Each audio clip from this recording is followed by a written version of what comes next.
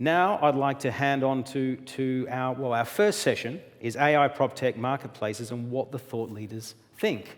So I thought no better way to start off with someone who's had a lot of thoughts about this industry over a long period of time, who knows a lot about what's happening, is Malcolm Myers. And Malcolm's going to talk about AI PropTech and marketplaces, opportunities and threats.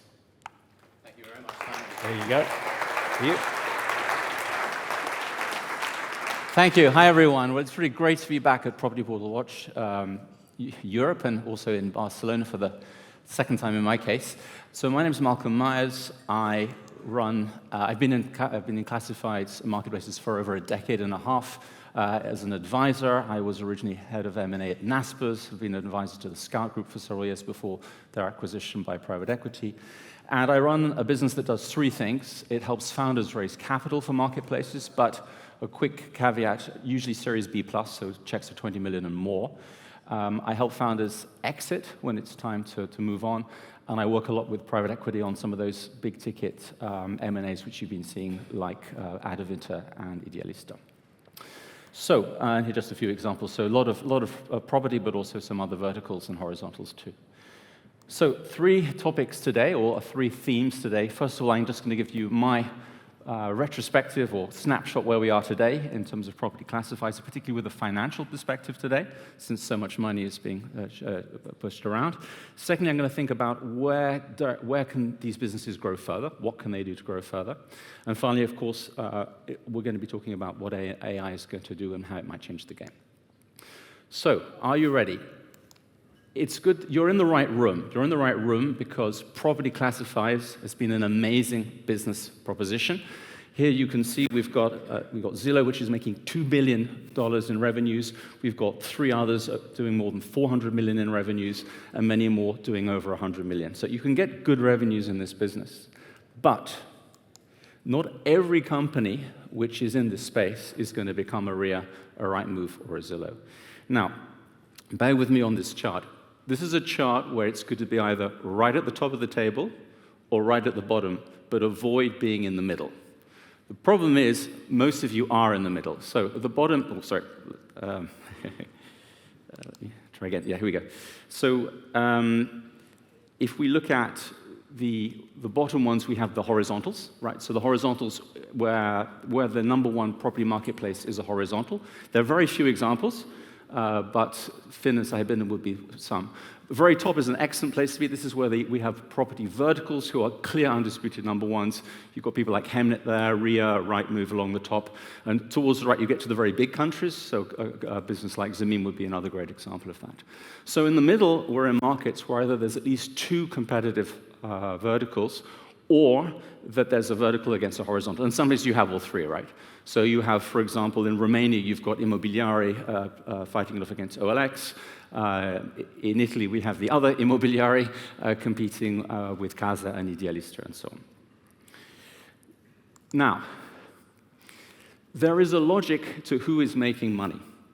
On this chart, you should be as high up as you can. Why? Because it's traffic relative market share of the number one compared to the number two. And sometimes the number one or number two is, well, sometimes the number two is a generalist, and obviously I've just prorated the property part of the generalist, or you're dealing with two verticals. So there's one company, Hemnet, which stands out as being far, far bigger than everyone else, but usually when you're in the kind of 3x, 4x, you're probably good enough to be monetizing well. How am I measuring how you monetize? What I've done is I've taken the portal's revenues and divided it by GDP. So that way, even if you're an emerging market, lower GDP, we're still able to show you, how many $1,000s do you get for every $1 billion of GDP, right? So for example, Sologer is getting roughly $100,000 in revenue for every $1 billion of GDP in France, and now what, 2,750 or something like that. So the best place to be is as high as you can and as far right as you can. So let's have a look at some of the clusters around here. At the top, we have what I would call the well-positioned Central and Eastern European markets. Companies like Autodom, BCG, who were really early on the bandwagon. Below them, we have some of the more mature markets, or let me call them well-monetizing markets. We'll talk about maturity later on.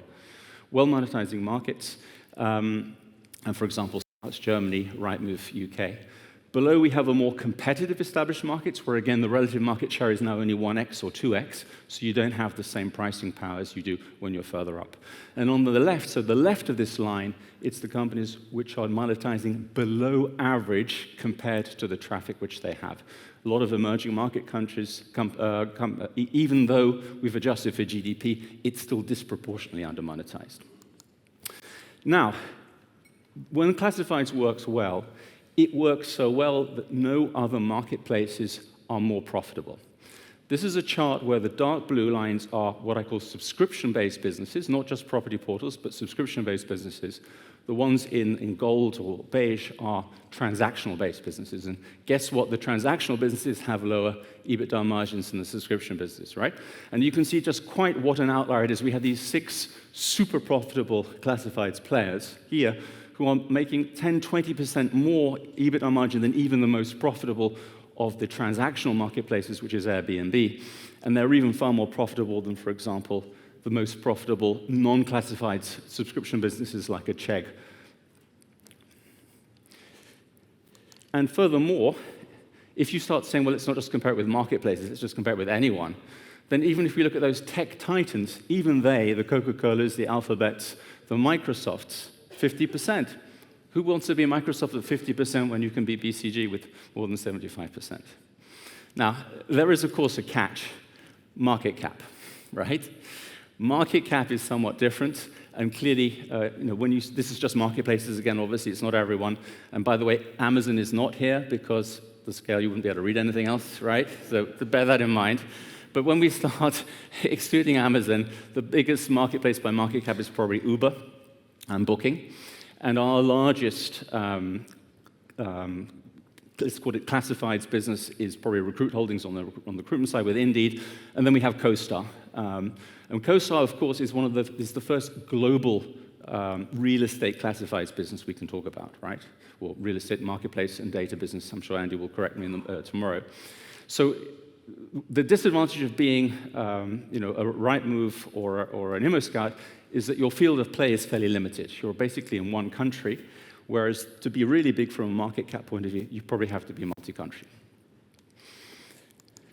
So with that in mind, let's have a quick look at some of the ways you might be able to grow and reduce the gap with Uber or Booking.com.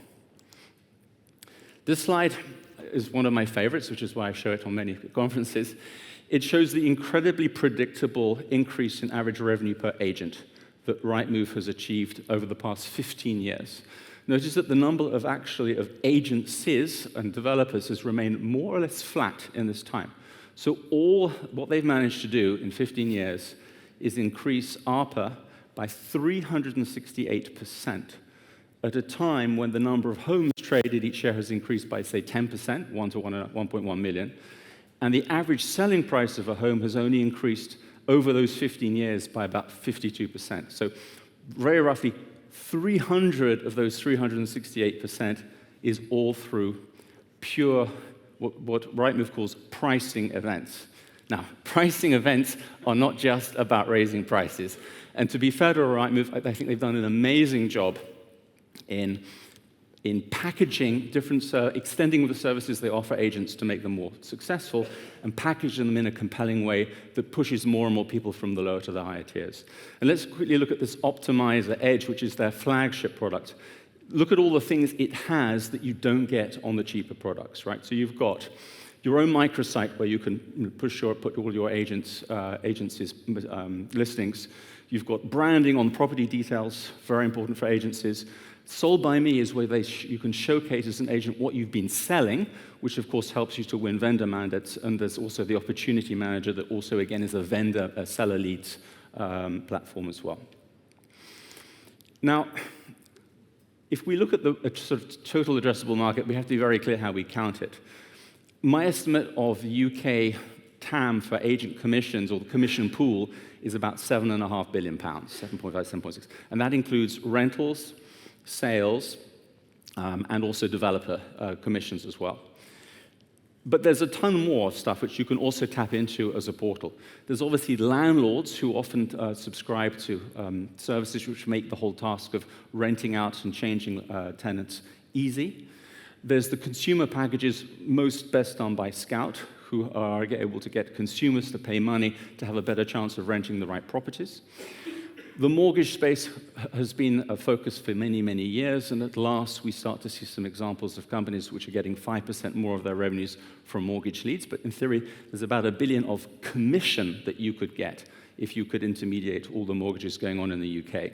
And then there's another, say, $500 million coming from the rather unsexy conveyancing closing businesses, which again facilitates the transaction, and a portal could also help with.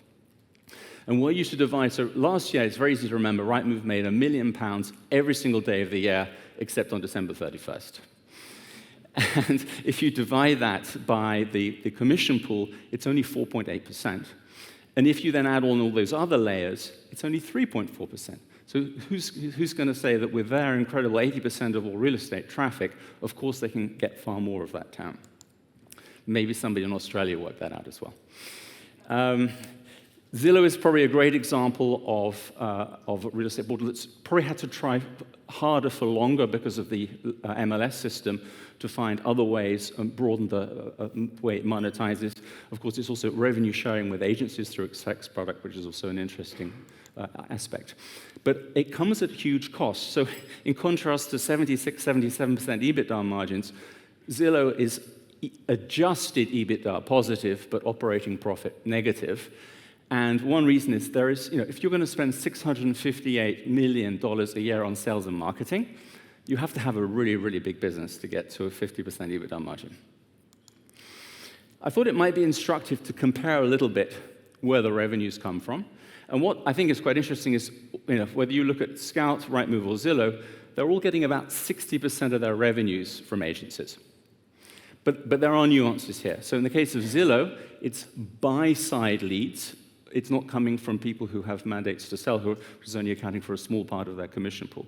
If we look at Scout again, you can see the darker brown areas are what's coming from consumers. Consumers are paying money for listings. Consumers are paying for this plus special access product. If you look at Rightmove, a lot of money is coming from developers and also quite a chunk from rentals. And then if we look at Zillow, again, a lot of it's coming from rentals. And Zillow is actually managing to get 5% now of their revenues from mortgages. And then a final thought, look at Hemnet. It's completely upside down because, of course, it's a vendor-pays model, which means agents are getting a commission from Hemnet to sell marketing packages to end owners of homes. And the funny thing about Sweden is agents are still getting 2 to 4% commission. So in Sweden, Hemnet has convinced consumers to spend money on selling their home in addition to paying for an agent. And the big question mark I have for you all is, will anyone else achieve that in Europe? Now, let's move on to AI. How will AI change the game? My favorite quote from last year, I think, is even more appropriate. We're going to overestimate the effect of AI in the short term and probably underestimate it in the long term. I think there are 4 phases, and we're at phase 1. If you look at the car, again, it's been done before, but the Red Flag Act, you basically could only drive as fast as somebody could walk in front of you. It took 50, 60 years before we had motorways actually designed for cars. Garages only came up 60 years after the Red Flag Act. And then the real transformation of society, like the motorways, a city built around motorways like LA, only came in the 40s, 100 years later. When we look at AI and property marketplaces, my number one feeling is that the most important things are happening behind the scenes. So the fact that you can now code and test new services far, far cheaper due to Copilot and ChatGPT makes a huge difference to the cost structure of portals when they want to start offering better and better services. Here I'm going to talk about some of the forward-facing elements, things like personalized search and recommendations, chatbots and virtual assistants, content generation, and maybe some AR as well. So search, if you step back and maybe ask a teenager to search on a property classified, often they can't do it. Think about that, because it forces you to think and structure what you're looking for in a very specific way. You've got to know where you want to be. You have to know whether it's a home or a flat. You have to obviously know a price range, and you have to know whether you want to rent or buy. But guess what? Natural language search has come, which means that you can say, find me a 3-bedroom house with a garden in Berlin for under $1 million. You translate that and put it into German and run it through Scout's beta natural language search, and yes, you get the same results. But let's face it, you could have done that with the filters anyway, right? And now you try to do something more sophisticated, like, I'm looking for the same home, but I want it with lots of natural light. Then what happens? Well, the answer is that the system hasn't really learned how to tag homes based upon natural light, so guess what? You only get 30 results. Zillow, same story. Again, if you could search and filter for it, natural language search will provide it, but we're not yet going beyond what we get from searching, from filtering. One company who has perhaps gone a little further, and again, I think they're here at the conference. I have no particular relationship with them, but I think it's very interesting what they're doing, which is helping you to do more visual-based search. So here's a picture of a home. Find me ones which look like this, or find me an interior which looks like the one on your right. In Realtor.com took it one step further. They gave you the chance to literally draw your dream home or use Gen AI tools to draw your own home. And then, wow, hey presto, we've got a home that looks just like that. Now, for some reason, it's beta, it's been removed, but it just gives you an idea about where we might be able to go. When we start looking at talking about augmented reality, I think we've all seen this, right? The way you can make a place look much better. In some cases, it can be even cleverer. You can transform something which is more like a rubbish tip into a beautiful lounge. Image tagging, I think, is quite an important innovation. So the ability to tag everything inside a home means that if you think that then goes into the metadata on a portal, then you can start saying, I want to search for, I only want to look for flats with a modernized kitchen, or with these appliances in it, or this kind of flooring. It raises to a completely different level the kind of searches and results you can get. Content generation and management. So one thing which AI, again, through image recognition is doing better and better is helping to identify the condition a home is in, right? Can identify the damp patches or the sort of exposed brickworks and give you a score rating. Again, I think something which adds value to the consumer experience. Another example is chatbots. Chatbots, in my view, the number one thing they're doing best is, well, in particular GPT, is helping agents to write listing descriptions and get them published much, much faster. They're probably writing them better, and they're certainly getting posted much sooner, especially if you start, and of a higher quality if you think of prompting as well to now make it sound more salesy or more for this kind of audience. And then, of course, there are the virtual agents. Now, a virtual agent, sounds great, right? It's the most intelligent agent you could have in the real life, but it's a bot. It's on my phone. But if you look at the ones today, and again, I'm not picking out PropTech AI as particularly good or bad, but it's just an example of one which is in the market. And yes, you can ask PropTech, tell me about the price of this house, this nice house in 15 Alto Avenue. Tell me about the size of the garden. Tell me about the neighborhood. Great, but yet again, all this sort of stuff is already on the portal. So it's not shaking, it's not pushing the limits yet of what's possible. And sometimes you can try things even more complicated. You can say, find me, for example, advise me if I should rent or buy in Sydney. That's the one on the far right. And what you're getting, you're not getting some complex, discounted cash flow analysis saying, based upon these interest rates and this house price appreciation, this is the right choice. It's a much more touchy-feely kind of answer you're getting at the moment. So again, I think the ambition is there, but the results today are, again, it's my first box in the car evolution, right? We're still at a very early stage. You're going no faster than the filters. It's like, think of the red flag in front. It's the same idea at the moment, but of course things will change. And my final thought on chatbots, are we yet at a stage where you as a property seeker will simply trust that chatbot as having the definitive answer to your property questions? This home is worth $677,000. Well, how did you get, so the person asks, how come? How did you get there? The answer, again, is somewhat blah, blah. We looked at some data and information, and this is what's come out. You might want more than that to start believing that's the price. And then, again, on the right-hand side, your right-hand side, help me find more homes in this sort of price point in this kind of area. You're getting a very wide range of properties. I don't think you're getting anything nearly as powerful as simply having a well-filtered, personalized set of results. But again, it's early days. Things can change quickly. This is a small snapshot of where the main portals are today.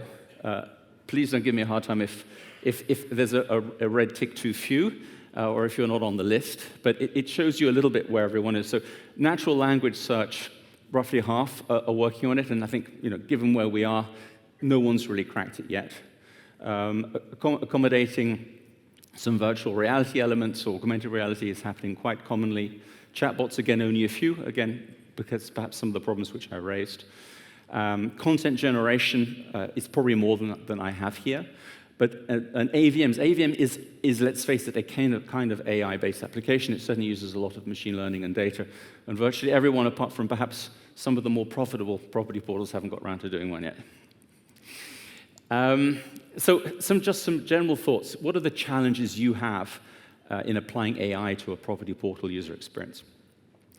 So first of all, user trust and adoption. Will your users actually want to migrate? They got so programmed for years using search and filters. Maybe that's where they want to stay. I don't know. But you'll have to migrate and teach users a different way of interacting with the portal.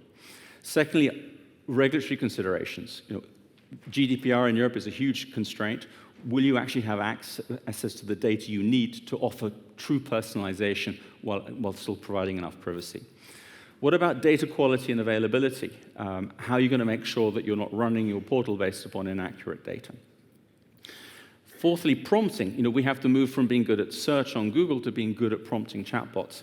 That's learning experience, which a lot of people will take some time to get good at. And meanwhile, if they're not getting the right answers, what can you do as a portal to mitigate those problems? And then finally, a revenue model and cost structure. So it costs a lot, despite the efficiencies I was talking about earlier with ChatGPT and Copilot, to develop these systems. How will you monetize them better? And if you remember, one of my points from earlier conferences is that the better we get at matching, the harder it's going to be to sell those premium spots, because homes will find buyers faster. So what are you going to do to overcome that? Are you going to move to a pay-per-lead or a pay-per-sale model? So maybe as we think about disruption, are we expecting somebody to come left field and take over the role of a Rightmove or a Scout? Or do we think that AI plays more to the incumbents? That's the question I'm asking here. I think on the downside, incumbents clearly take time to change their platforms. Some of them are battling with legacy systems. On the positive side, those legacy systems can often be made much more modern through APIs, which can then tap into more advanced AI-enabled features. Incumbents have a huge amount of proprietary data, and that will enable them to make the large language models or whatever they're using more effective because they are trained on so much more data. And finally, whatever they do apply can then be rolled out with the scale and network effect which they have as an incumbent. So put yourself in the shoes of startups, and there are a lot of ones here today. Yes, you've got AI at your core. You have no legacy systems. You can adapt. You can be fast. You can be nimble. And you have a huge expertise in some of these key areas like image recognition or virtual agents. But where are you going to get your data from? You're going to need some cooperation from portals. And how are you going to deploy at scale? You're only going to be able to deploy at scale with a lot of help from portals. So just one final thought. We've talked a lot about portals and how they may make their experiences better, more user-friendly through AI. This is about agencies. Remember, everything that agencies do can be done better with software and data, and the complete circles are ones where it's particularly the case. They are also being very fast in many cases, especially some of the larger franchise chains, in using the same technologies, and I think there is the possibility that some supersized agencies may actually start becoming much more independent of portals than US portals might like. So that's basically all I have to say today. I think that leading property classifieds businesses, although already very profitable and large, have considerable scope for further growth, that expanding portal services beyond the agent-funded listings can add additional further potential, even though I think the agents still have much more money they can afford to put into portals. I think AI offers the opportunity for property portals to become more engaging and more relevant, but we still appear far from a world where chatbots or virtual agents take over the role of the portal. But my final word of warning is if you don't adapt, you may find that you're losing out, and certainly those who do will do better. That's it from me. Thank you.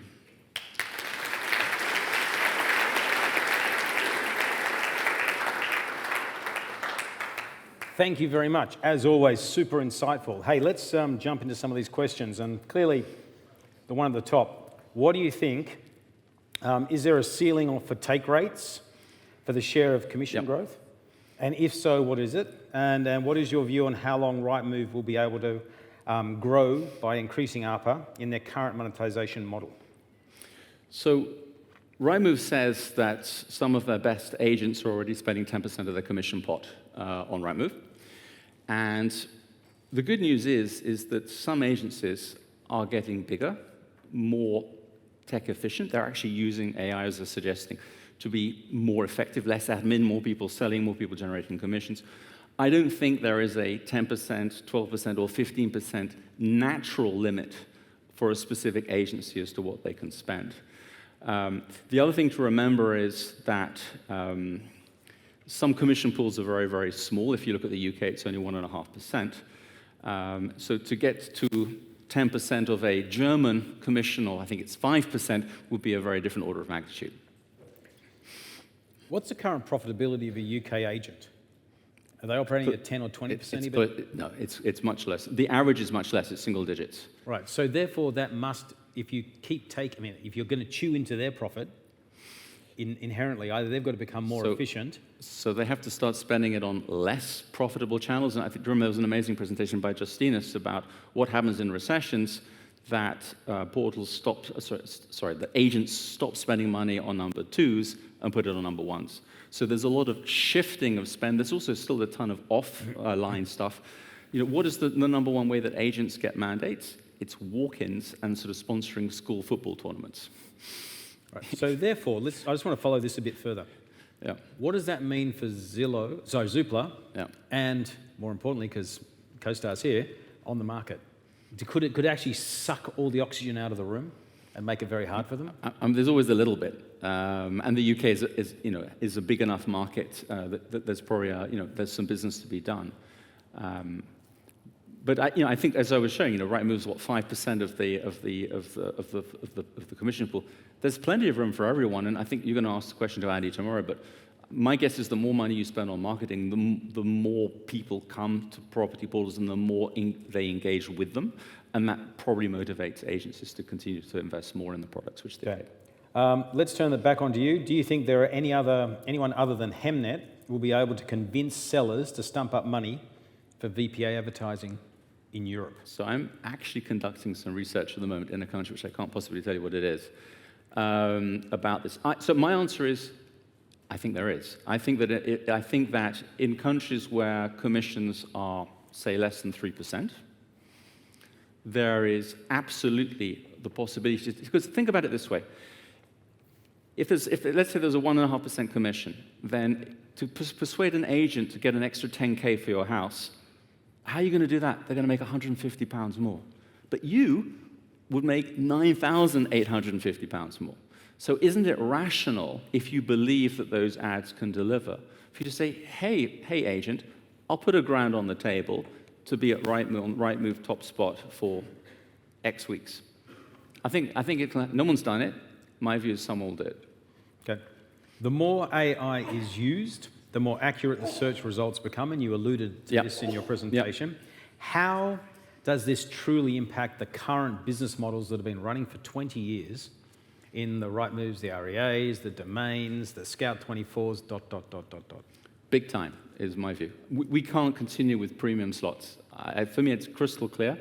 You should always, if you want to know what's going to happen in real estate, look to recruitment first. Recruitment's a bloodbath. It's far more competitive. You don't have these national champions anything like the same way that we do in real estate.